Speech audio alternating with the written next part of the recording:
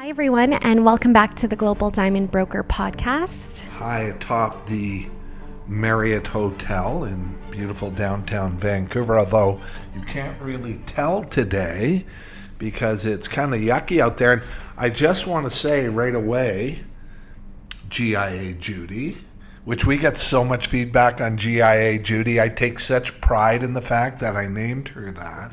But we haven't got a whole bunch of the Christmas spirit here right now.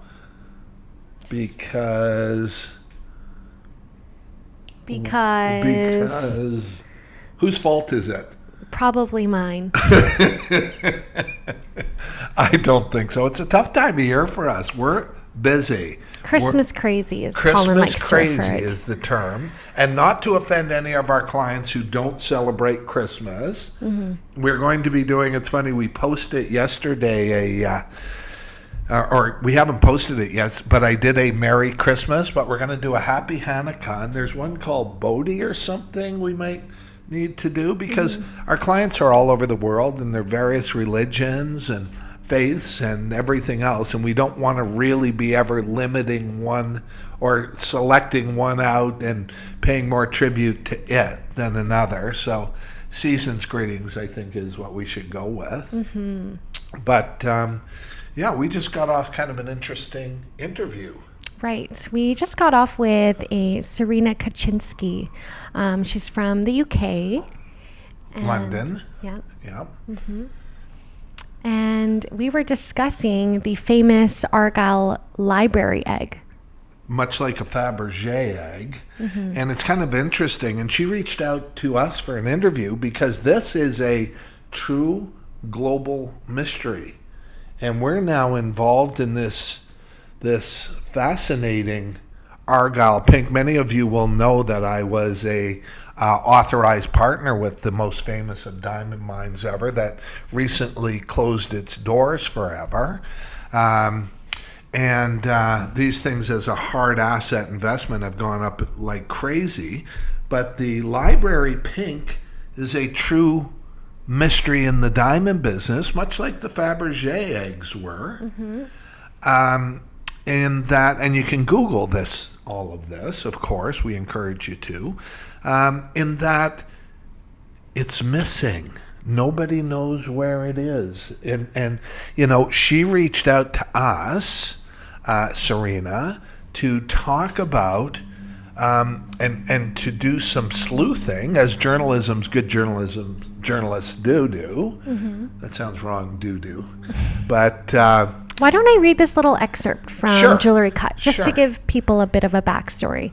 So Serena Kaczynski, who reached out to us, she is a former current affairs journalist for the BBC. She has turned her investigative talents to her own family mysteries. As a child, Serena watched on as her father, the famed jeweler Paul Kaczynski, embarked on an almost impossible journey to have the world's largest jeweled egg made in Britain. So this egg is now missing. And in fact, in that article, it also talks about the fact that this is the most valuable piece of art since World War II created in Britain, which that's a big deal. You know, it's funny because you look at the appreciating value of these things. Apparently, the egg was available to buy in the late 1990s for about 8 million. 7 million euros. 7 million in 1990. Euros.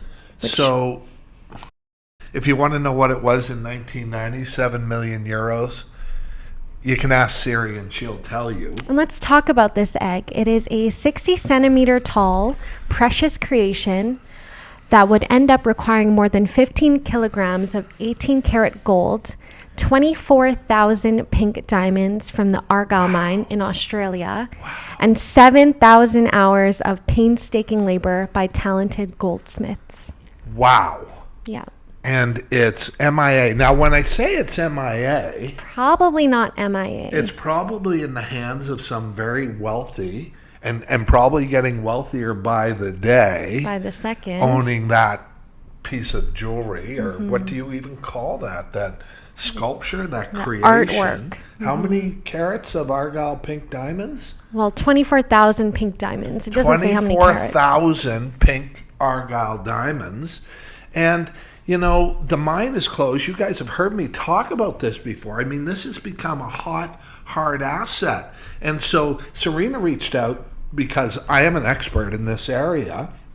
And we had a really compelling talk. And one of the concerns she had was that it may be melted down and gone now. And her dad, interestingly enough, is the person who created it. But if they melted it down, they couldn't. So he collaborated with the Argyle mine, is my understanding on this amazing piece. And if they melt it down, do you see her put her hand on me and push me towards the mic?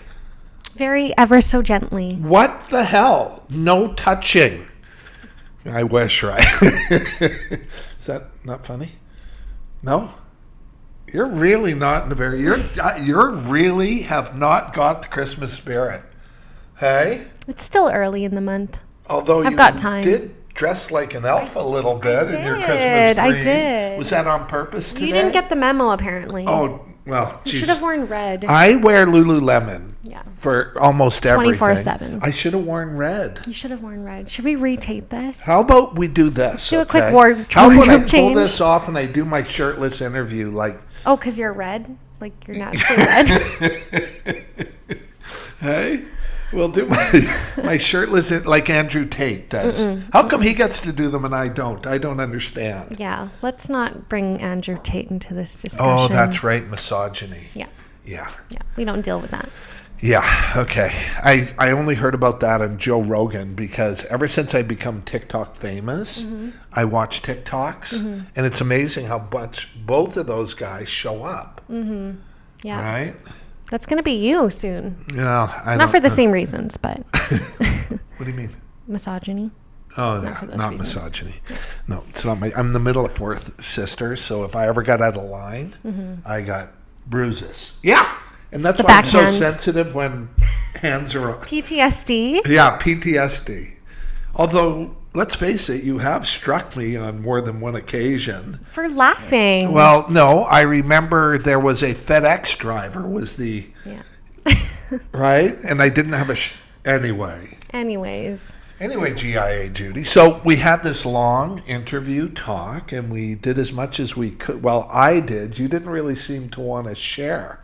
Well, no, you just have so much expertise. I thought I'd let you take the reins. And that's why she reached out to you, right? Yeah. She found us on, was it Instagram? Or she follows the podcast. Yeah, she listens to the podcast. She listens to the podcast. Shout out Serena. See, I don't know all these things. Shout out Serena. Okay, close your mouth. Isn't that how you're supposed to do it? But it's a fascinating mystery in the diamond business. And so we're going to do everything we can to help Serena locate this egg. This library egg, this Fabergé egg mystery. And I have a lot of friends in the industry who would help from... Should I say who they are? I guess I should. Probably not. Really. But it's backstage stuff. Like, we're backstage. And so, yeah, we're going to be able to help her. I'm going to insert a picture right now. What are you inserting a picture of? Me. This is a first for us. What do you think? Can I randomly The Argyle Library Egg. Oh. Cute library egg. Oh, this picture here? Yeah. Are you going to include her dad? It's a good picture. Of course. He's the famous jeweler that created it. So before we get too deeply into the mystery, let's just quickly talk about what's happening with Argyle Pink Diamonds. Okay. Because, I mean, we talk about a lot of things, and, I always say repetition's the mother of learning, but this most famous of diamond mines ever, the only other mine I could ever think of that would rival the Argyle Pink Diamond Mine would have been the first great mine of all, is the Premier Mine out of Africa, which really started the whole business with Cecil Rhodes structuring De Beers. I think the next greatest mine, or it may be the greatest mine ever, was the Argyle Pink Diamond Mine, which produced over 90% easily. I'm going to say 95% of the world's pink diamonds that recently got mined out and is closed forever. Forever. And so you have these hard assets that are laser inscribed by the mind that have become a very sought after hard asset globally. And so the prices of these things are skyrocketing. I think it's fair to say skyrocketing. So if you own one, good for you. Would you suggest people to hold on to them? Well,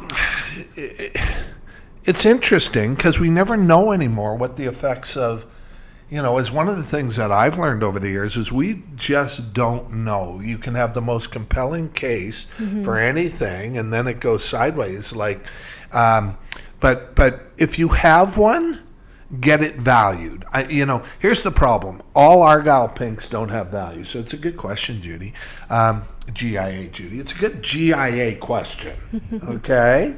Not all categories of Argyle pink. So if you have one, look, if you want to know what to do with it, send us an email.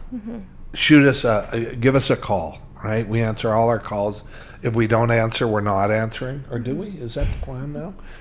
I answer calls. If I know who you are, I answer the call. But anyway, I don't even know where I'm going with that. But if you have a pink, find out about it. Take it to an expert. And there's few of us in the world, and see what the value is. And some of them are made to hold, and some of them are made to be sold, I think is the way I would answer that. And the fact that I can rhyme these things, I think is so impressive. So we're on the trail today of the library pink diamond, and I have friends in New York I'll be reaching out to find out when they last found out. You just got a call from one of them, right? Just got a call from one while of them. We were on the air call. While we're interviewing. We weren't on the air, but we were interviewing with Serena. And then there is Australia. I have friends in Australia. I have friends in Singapore, which is, if I took a guess where it was going to be, and I said this, if someone said to me, where in the world would a piece, because this piece, when you talk about the appreciation of just the Argyle pink diamonds in it, has to be $100 million US today. I mean, and approaching priceless, really, now that the source of supply. And the fact that they're in the library egg, they're Argyle, because Argyle actually collaborated with Paul to do this piece. And so, that's the kind of appreciation you want in an investment. And then there's, where do things like this, did I just go? It's okay. We've got the pop filter right? For that very reason. It's all wet now, though. What? Blah. Where do pieces like this get sold? And privately, it's very difficult. And I think sooner or later, we're going to see the library egg in a Sotheby's or Christie's auction. In its full form, you think, right? Well, I hope it's in its full form. Right. I can't imagine someone... Why would anyone want to melt it down anyways? Well, not after, the thing about the actual setting, I don't even know how to refer to it. Like, I'm talking about it like it's a ring. Yeah, it's not. But the actual form of it is what would give credibility to the fact that it's an Argyle. Right. So if they melted it down, no more Argyle endorsement, and the value of those, because remember, nowadays they can make pink diamonds in laboratories. Yeah. You can go on some of the biggest websites in the world, like Blue Nile, and there's pink diamonds made in laboratories that are, rather than being $50,000, they're $500, and it's just crazy. Why does that always happen? So there we go. Is that going to be our one this week? No, there's some other. Pretty good though. Yeah. I've got a lot of those. Use it. Yeah, but they don't get boring, especially with that look on your face at me. It kind of, when you look at me like that, it hits me right here in the solar plexus. Whatever. I think it's the look of love. Yeah. Hey? Exactly. Just love for your podcast partner. Tough love. So we've got a mystery to solve, and we're going to update you as we move forward, trying to help Serena find this incredible piece of jewelry somewhere in the world. Because I am the global diamond broker, and what's funny is, when I talk about places like Singapore and London and Antwerp and all these countries that when we're talking about the egg, I've been there. Yeah, and you have connections. Right. Sorry, we had some technical difficulties there. Are we back again? We're back again. And was it my fault this time again? I get accused of doing everything, hitting them. I get hit, I get chastised, I get yelled at. It was my fault this time, everyone. It was your fault this time. And what was my reaction? You were very cool, calm, collected. Cool, calm, collected. That's not in my vocabulary. But it's kind of like the Wi-Fi yesterday that I had to fix after hours of Judy trying to get it fixed, sitting on hold. What did it take me, 10 minutes? If even. Right? That must annoy you still today, huh? It annoys me when you keep saying, I'm your leader. I fixed the Wi-Fi. Right? Even in the we get it. You fixed the Wi-Fi. Do you want a cookie? Well, I'm about as handy as a foot. Yeah, I know. And so I get to fix so few things. And so when you do, you have to make it known. I have to tell you, it was a total fluke. Yeah. Like I have to tell you that the button I pushed, I think I pushed it when I first... I think I shut the Wi-Fi. Okay, you probably I'm confessing. Okay, I'm pretty sure that little soft button on the Wi-Fi, I hit it when I grabbed the Wi-Fi to move it. Oh my gosh. And so, because when you checked it, all the lights were on, and then I had at it, and all the lights went off, and then for hours no one could figure out because you'd already... So I'm confessing to the fact that although I fixed the Wi-Fi... You probably caused it to not work in the first place. You got to beep that one. Okay, that was my fault. So now you know the truth. So now everything that I said about how amazing it was that I fixed it and all the salt I rubbed in that wound, no value in it whatsoever. We could have just given it to Honesty is the best policy, okay? So right. That's what I'm doing. Right. Anyway, let's get back to the egg. We're kind of all over the place, but you have to forgive us this time of year because she gets real... mean.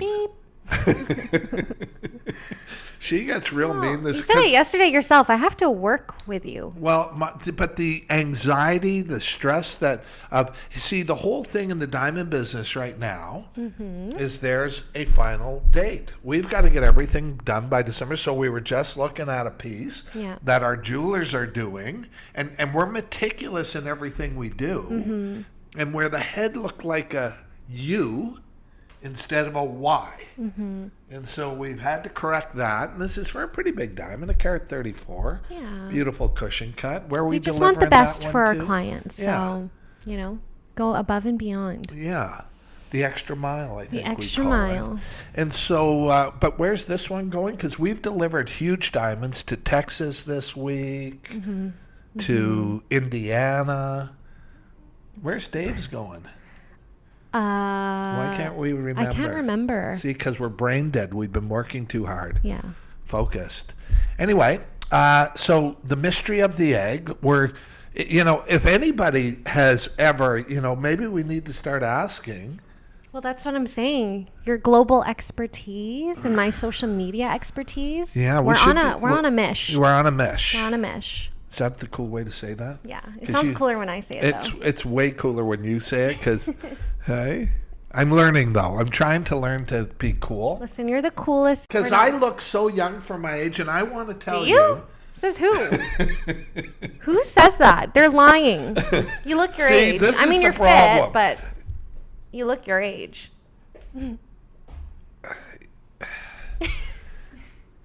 Why? Why?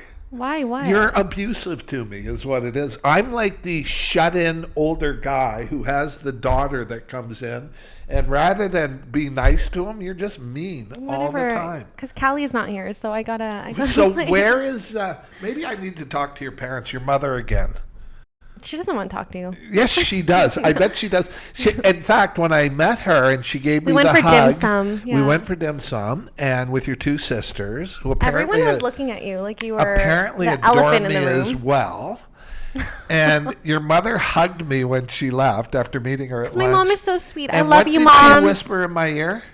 I don't recall. Thank you for looking after my daughter. Oh, please. Is that not something your mother would say? And have I not looked after you for you to be so vengeful? Right? Like, honest to God, girl. Oh, man. Anyway, our relationship is, what is it? Complex? What do they say now? Complicated. Complicated. Right? It's complicated. I've been watching TikToks, so I'm learning all this lingo now. Right. That You're doing great. You're doing great, sweetie. Right? Like, it's complicated. So there you go. So that's kind of what we're doing. And look, the reason that they came to us, or to me, I guess specifically, They, as in Serena, is to on the hunt is they listen to our podcast, and I am one of the leading experts in the world on these things. These crazy pink diamonds. I've learned lessons the hard way and the easy way about them, which is why I qualify my answers every time. Some are good investments, not all are, and that's important to remember. reach out to us if you have questions. So yeah, we're going to do what we can to solve the mystery of the library egg. And hopefully in the next coming episodes, we'd like to have Serena on. We talked about this already, but we'd like to have her on the podcast. And to that, we're going to have other people on, people who've written books about diamonds. We have Branko, who's written the 2 books. If you go on I think we posted that one on our Instagram as well. Yep, we did. Who's written 2 of the top books on the world, on the world? In the world. Before you correct me. In the world. Okay, see how I'm catching them now. In the world, on the difference between lab-grown and mined diamonds, who also, at coffee this week, informed us. Do you remember what he informed us of? There is no equipment on the planet that can distinguish lab between from a mined lab diamonds. from a mined. There's no surefire tester. I mean, the GIA says they can do it. They claim that they can do it. They claim that they can do it, but even they're changing their grading system now for lab-grown diamonds. Exactly. And the onus is on the industry, this very always honest, straightforward industry, to let them know they came out of a lab. But this is the kind of thing that's going on.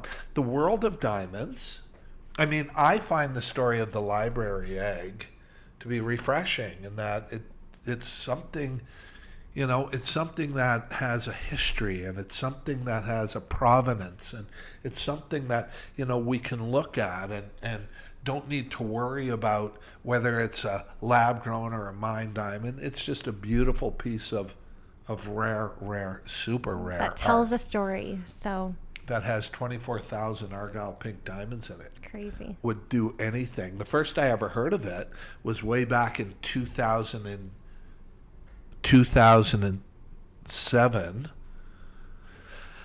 when I first went to the Argyle Pink Diamond Mine in Perth, Australia, and there was a picture of it there, and we started talking about it, and I don't recall 24,000, but in those days, Argyle Pink Diamonds weren't what they are today, thanks to the work of Josephine Johnson and her incredible marketing.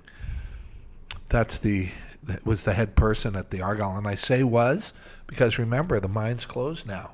Rio Tinto, who owns the mine, has upped their game, and they're going to support the valuation and increase in value of the Argyle Pinks. And so it's a very exciting time. So here we are talking about pink diamonds. Very fascinating stuff. You could have a pink Christmas instead of a white one out there. Okay? And we're here for you. Yeah. I'm dreaming of a pink Christmas. Anyway, we got to go. Thanks for putting up with us. We're a little tired and we're a little stressed and we're working hard. We don't really have a cutoff date, but I've been in the backyards of guys on Christmas morning who didn't think to order their diamond jewelry for Christmas soon enough. True story. I've flown through places like Montreal, flying to the East Coast, where I wouldn't go out of like security, and over the retaining wall, I threw engagement rings. Crazy stuff, right? So don't be that guy. So yeah, don't be that guy. But let us know if we can help. We're here. And I think we're there. If we can help, we're here, and I think we're there. Okay. Like, how do I do this? I'm cutting this out. Okay. Why? Or I'm ending this. Jealous. No. Because I'm the funnier of the two. I'm the cuter one, though. So Yeah, that's true. All right. Bye, everyone. How old are you again? What is it you are again? We don't talk about age Yeah, here, remember? no, yes, we do. You're a has-been? No. A leftover. A leftover. And I'm not a leftover. Okay, I'm 62. You're a leftover. Hardly. Okay, God bless you guys. Bye. Great to have you.